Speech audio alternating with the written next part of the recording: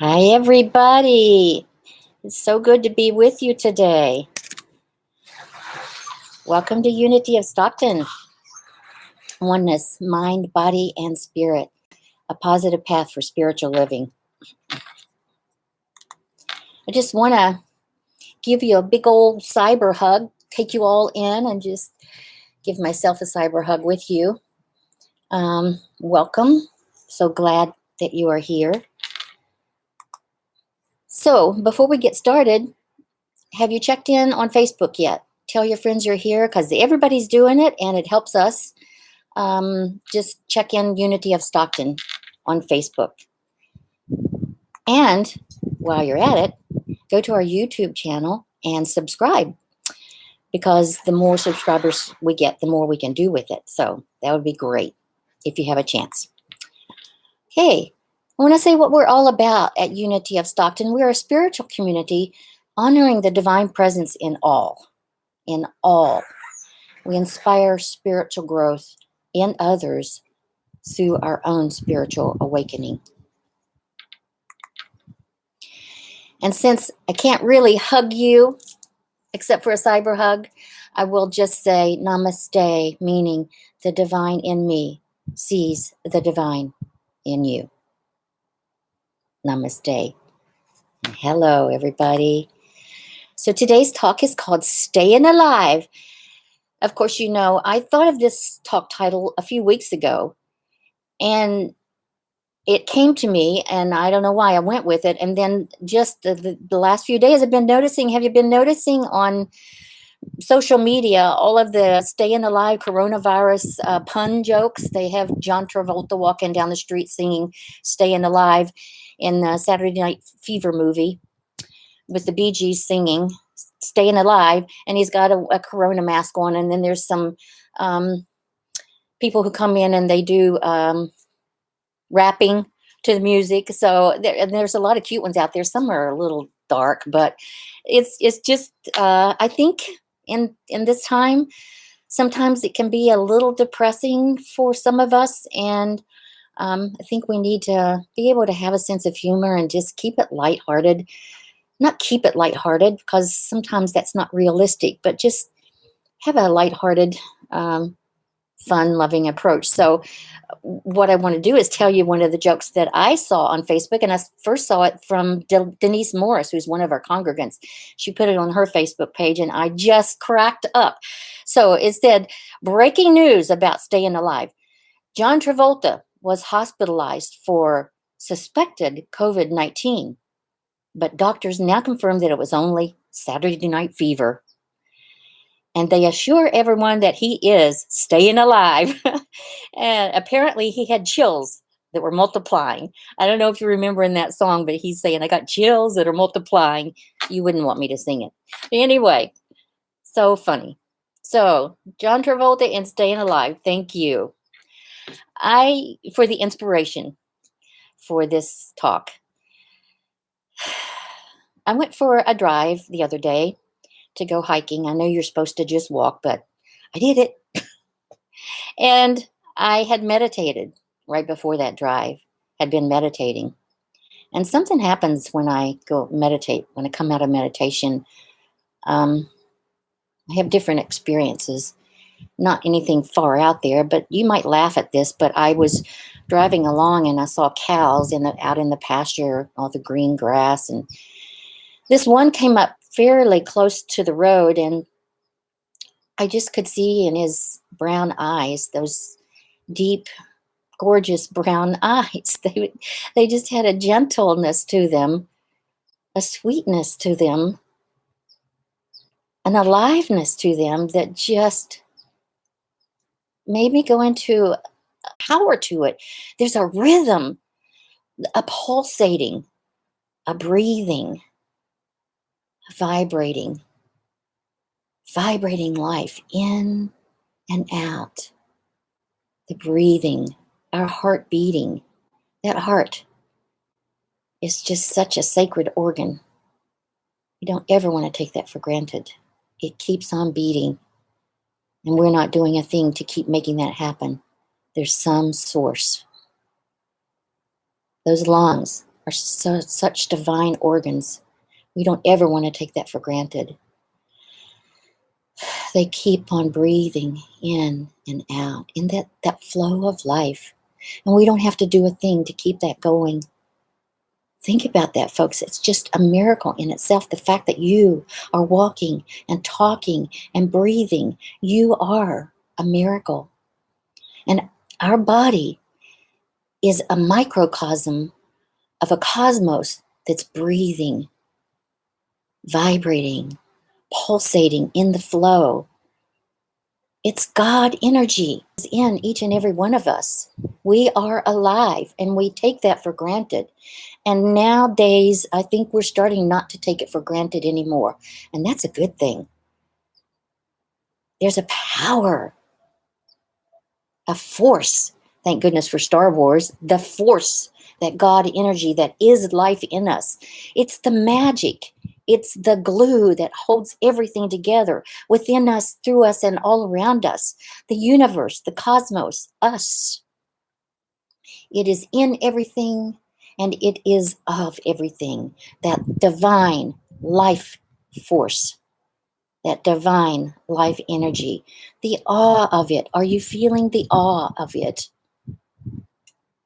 This is a topic that is very close to my heart. So, let me tell you about the story of Myrtle Fillmore. She and Charles Fillmore are the co-founders for the Unity Movement. And in a book called How to Let God Help You, on page 183, she talks about her story of her healing. So she talks about when she was a child, she liked the close contact with nature, walking out in the woods was extremely satisfying to her. And she loved to touch the tree and feel the life in that tree. I know some of you have done that before. Some of you walk in nature. You love nature. You feel the divine in nature. It just inspires you, and it allows you to go into that sacred space.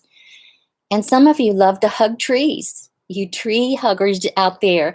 And some of you just like to touch the tree, and you can feel the life energy in that tree. That tree is alive. And when she would touch a tree, she would feel that it was truly intelligent. The life force of God was in that tree as well as within her. She would experience that as a child. And she later began to feel that she was responding to an omnipresent, everywhere present, always present Spirit of God when she was in that space. My brother, BJ, used to say, I feel closest to God when I'm in nature. Really relating to that right now, and I know that a lot of you are too. So let's continue to get out there in nature and just enjoy this time. Myrtle said that she felt the abundant life, all caps, life of God pouring out to her from everywhere. And she said, I was hungry for it. And my soul and my body were drinking it, taking it in, and rejoicing to express it outward to others. And she says, it flashed upon me that I might talk to the life in every part of my body and have it do just what I wanted. So she said, I began to teach my body, and I got marvelous results. Instead of seeing my body as weak and inefficient and diseased, I spoke words to it of strength and power. Every part of my body, my liver, my stomach, my abdomen, my limbs, my eyes, my heart. I prayed, she said, all the time. Well, not all the time, but a good bit of the time, not just on occasion, but it became a regular practice for her. I prayed to my cells in my body, this body temple that houses my sacred soul. Prayed to all the cells. I prayed that the cells would forgive me for not taking care of them. And the organs and my body. would forgive me for neglecting them, for even abusing them. We know how we do that. And she said, I was not discouraged when they were slow to wake up. Sometimes we do the spiritual work and it feels like it's not happening, it's not working, our answers are not being answered, our prayers are not being answered for something better. Sometimes we long for something better. There's got to be something better. And we know there is. We don't know just what it is, maybe, but we long and yearn for that. And we go about trying to get it in all these ways that don't end up working for us. We don't end up getting what we truly want. So she wasn't discouraged that they were slow waking up. She just kept right on silently and aloud, praying to all the cells and organs in her body, declaring words of truth until it did respond. Here's another thing she did that we can all do. She stopped gossipy words, petulant words, snippy words, frivolous words, angry words. She stopped those words and was careful about even allowing those thoughts to enter, and especially careful not to allow them to stay. Sometimes they enter. And if we can learn to get in the habit of catching them before they take hold, like you're picking a weed, you know how they're easier to pull out of the ground when they're young? Catch those thoughts early when they first enter, before they get established, and they're easier. Be careful about those kind of words and thoughts. It's like picking weeds out of our brain. And so there was one point, and this story is not often heard in the Unity movement. Her healing story is, but this part in this book, How to Let God Help You, on page 183, she said, but my health challenges didn't respond. And we're concerned right now with people who are having health challenges, the at-risk population right now with the virus. And she said, my health challenges, she had tuberculosis, and in that day and time, that was a death sentence. And she said they didn't respond with ordinary faith and prayer. And so she went into prayer and she asked God, why don't I get well? I'd gone all the way into my consciousness to see what it was that held me back. What is it that's holding me back? And I tried to find the fault in what I was doing and why I wasn't doing it right or what. Tried to find the fault. And Spirit said to her, you have looked among your faults. Now, look among your virtues. What? She thought that was very strange. But soon it came upon her that she had tried to keep her feelings to herself. She took great pride in the fact that she never let anyone know when something had displeased her or hurt her. She didn't let anyone know how she felt when something displeased her or hurt her. And she thought that was a virtue. And she found that she did not feel as sweet and poised on the inside as she seemed outwardly, because she was putting on this mask.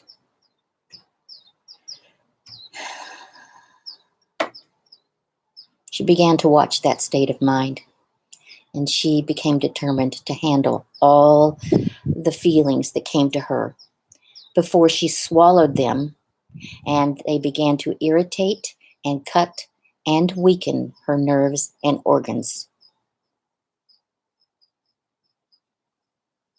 Restored to strength and normal functioning. It took a couple of years. Now, that doesn't mean that we just say whatever we want to anyone. We be kind. There are ways to go about it that are not so hurtful. But we can even admit to ourselves, I feel sad. I feel angry. We may or may not decide to express it to someone else, but we do some work spiritually before we do that. And we look at how we do that. More on that another time. So she did not forget to tell all her organs and her cells that they were free and unlimited spirit. They were spirit. They are God. Centers of life energy, omnipresent, always present, everywhere present. And she regularly said this affirmation: I am a child of God, and therefore I do not inherit sickness. So talk about staying alive. That belief, I am a child of God, and therefore, as such, I do not inherit sickness. By repeating this affirmation, Myrtle began to believe that she was going to get better. Began to believe, so she acted as if. And 2 years later, she did get better. She did not die of tuberculosis. It wasn't till years later that she died of something else. And that condition had threatened her since a young age. She blessed and encouraged her body with true thoughts and words. She was watchful as to what thoughts she said, what she thought, and what she said. And she did not let any worry or anxious thoughts enter and stay in her mind. It takes a while to develop that habit for many of us who have been a lifetime of allowing those thoughts to take over. We didn't know any better. I'm telling you, there's a better way. And she said, I hardly knew what was taking place in those early days. I only knew that that experience was much like the blind man that Jesus helped. In John chapter 9, verse 25, one thing I know, even though she didn't know what was taking place, in John chapter 9, verse 25, one thing I know, that where I was blind, now I see. So we're not talking necessarily about a physical blindness, but we're talking about being blind to the spiritual nature, the divine within us, or whatever divine ideas we may be blind to that are not helping us to be blind, and we can wake up. And when we start to wake up and appreciate and be grateful for that life force in our body, the light of our divine source will reveal to you that your life, the life within you and all around you, is of God, or is of a higher source, something that's greater than you are, or your higher self, or whatever you want to call that. It doesn't matter what you call it. And you will be revealed that we are inseparably one with that force, that energy, that God, that higher power, whatever you want to call it.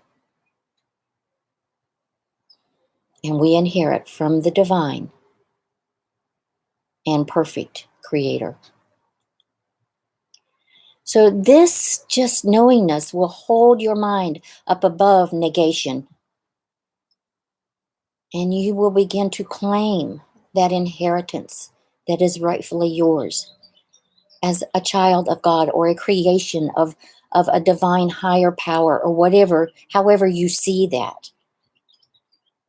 And then we act as though we believe ourselves to be that creation of the divine energy, child of God. Do you believe that? And if not, then act as if you believe it until it takes hold. You are filled with that divine life force, that divine life energy. You are filled with it. Okay, I'm getting pretty heavy here. But sometimes I just get so inspired. And I wanted to tell you about an African proverb that says, the body of a human is very small compared with the spirit that inhabits it.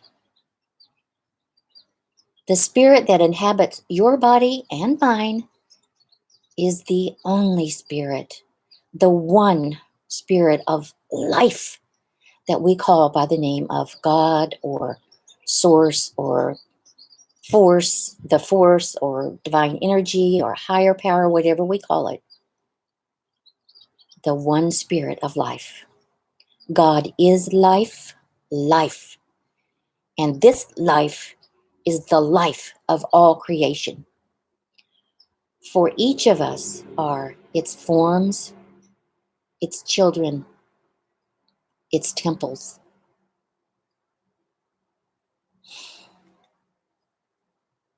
The life in you is the source and the force of your body and your mind.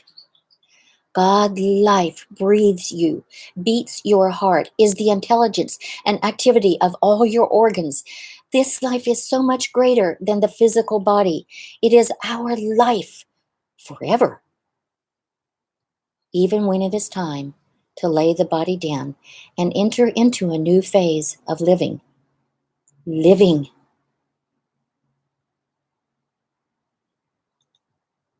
Just breathe and rest and get lots of sleep and listen to your heart. Be silent, go into the silence and be careful. Do careful tending of yourself. Carefully tend yourself. I was watching Anne with an E the other night on Netflix, and Mary had died, and they were at her memorial service. And someone said, Mary sure brought this garden to life. And someone else said, Mary brought everything to life. And Anne decided to write an obituary for Mary in the school newspaper to remember her. So we can write obituaries for those who have died, our ancestors, who have gone on, who haven't really died, but gone into the spirit world, home to the spirit world. We know that our spirits never die. They just transition into a different form. So those people are still with us, very much so. And we can write obituaries to remember them and talk about memories of good times with them. Keep them alive through the memories of good times. And they also said on Anne with an E, Mary lived life with both hands. Oh, that just so inspired me. Here I was taking notes during this TV show that I was just so inspired about. So it's true. Something big begins to take place in our minds and our bodies as we praise the spirit that gives us life and give thanks for its divine life energy within us. Something begins to take place. So listen to your heart in the silence and affirm with me, either silently or aloud, this, and I will do it a couple of times. I am filled with life, sweet life. Okay, together. I am filled with life, sweet life. Just take that in for a moment. I am filled with life, sweet life.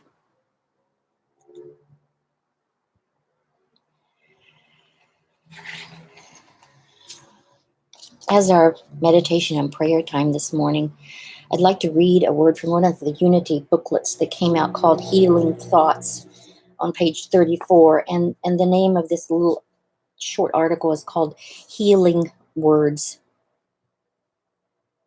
In Proverbs 12, verse 18, it says, the tongue of the wise brings healing. There is great power in words. At times, it is as if the very cells of my body are listening to what I say. I feel the words throughout my body as I say them, and I feel their effect linger in my body long after I have spoken them. So, I make a conscious effort to speak words that are messages of healing to my heart and lungs, to my joints and muscles, to my nerves and digestive system. I feel a response as I encourage my heart to beat in perfect rhythm, and my lungs to take in oxygen and send it to all areas of my body. My message to and for myself is one of health and healing, and has as its source the Spirit of God within me.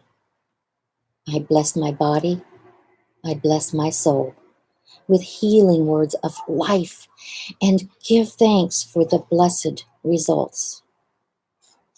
My every word of life and healing blesses my body and soul.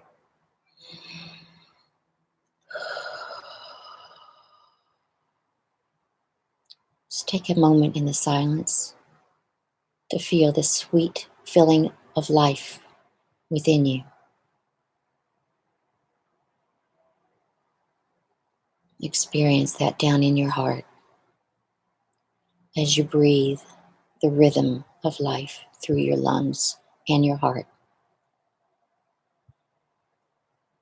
And with gentleness, open your eyes. Wow.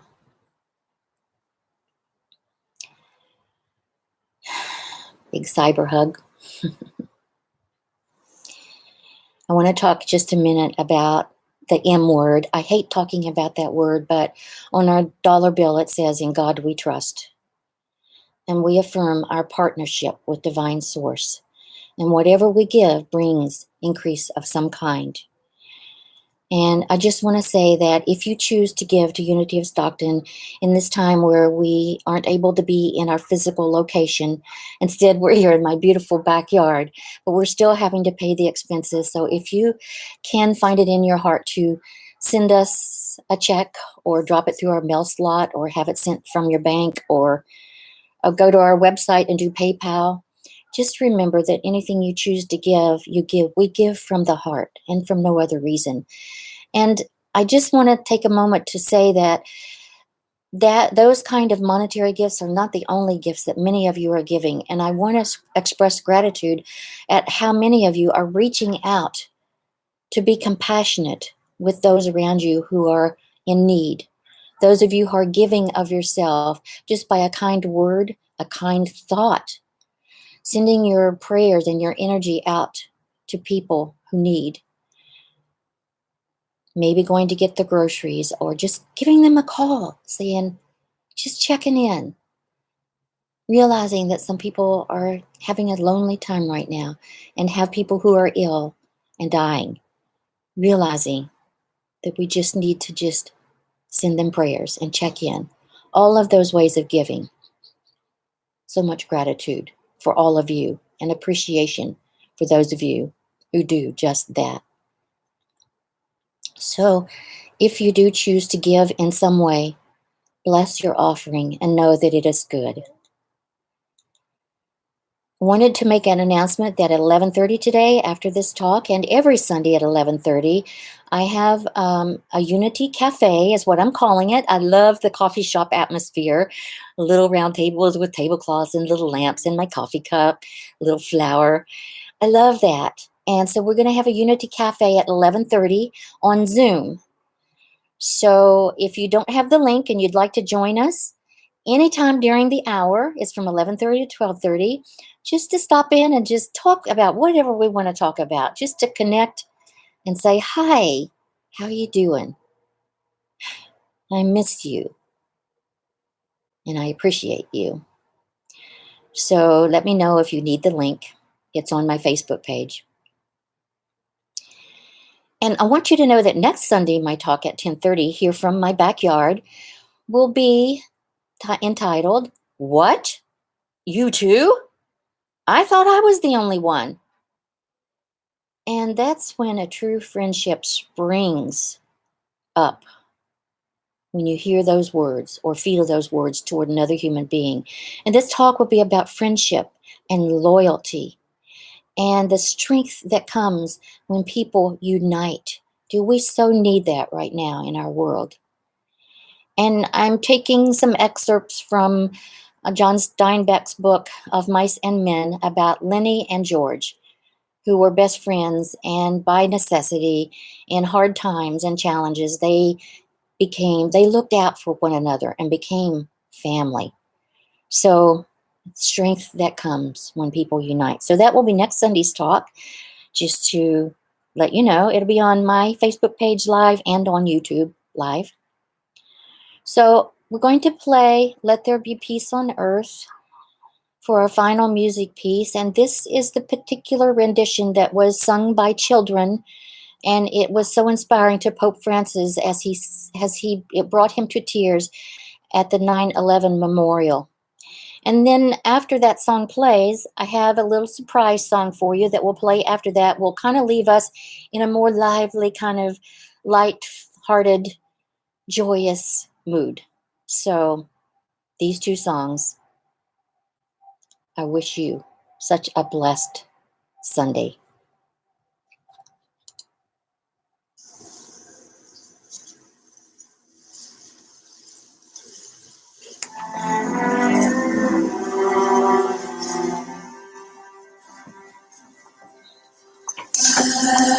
Let there be peace on earth, and let it begin with me.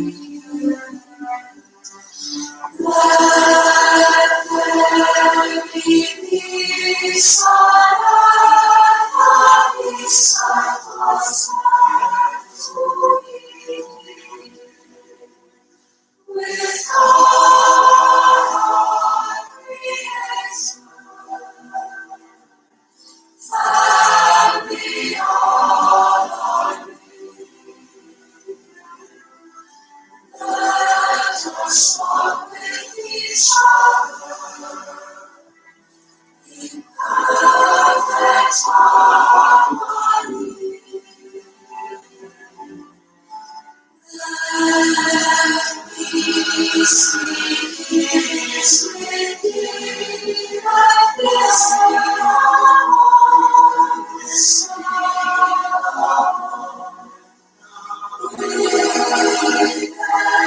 every step I say,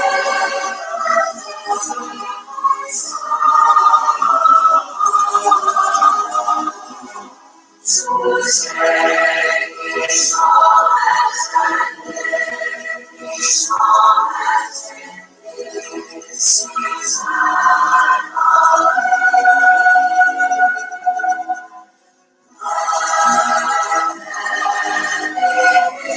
this song.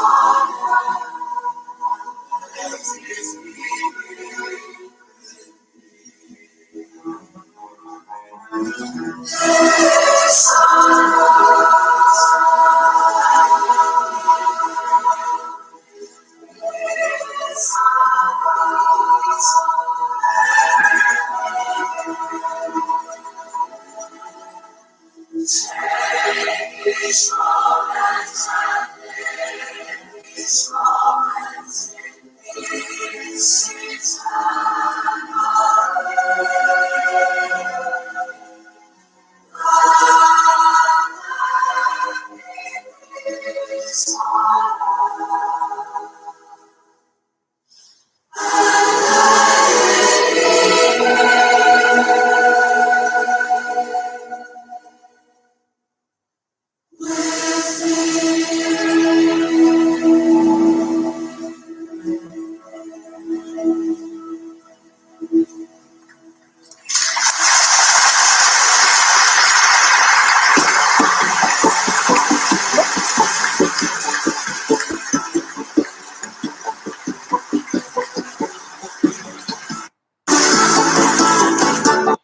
Okay, so I want to take a moment to say, and all of God's children say, Amen. And now, for the next song, which is, of course, the Bee Gees singing Stayin' Alive. And imagine John Travolta dancing And just let's all take care of ourselves and stay alive, physically and in our hearts, staying alive and open and compassionate. Okay. Next slide.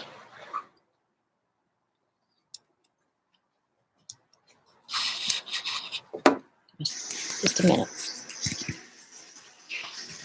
Having trouble getting out of this. Here we go. Staying alive.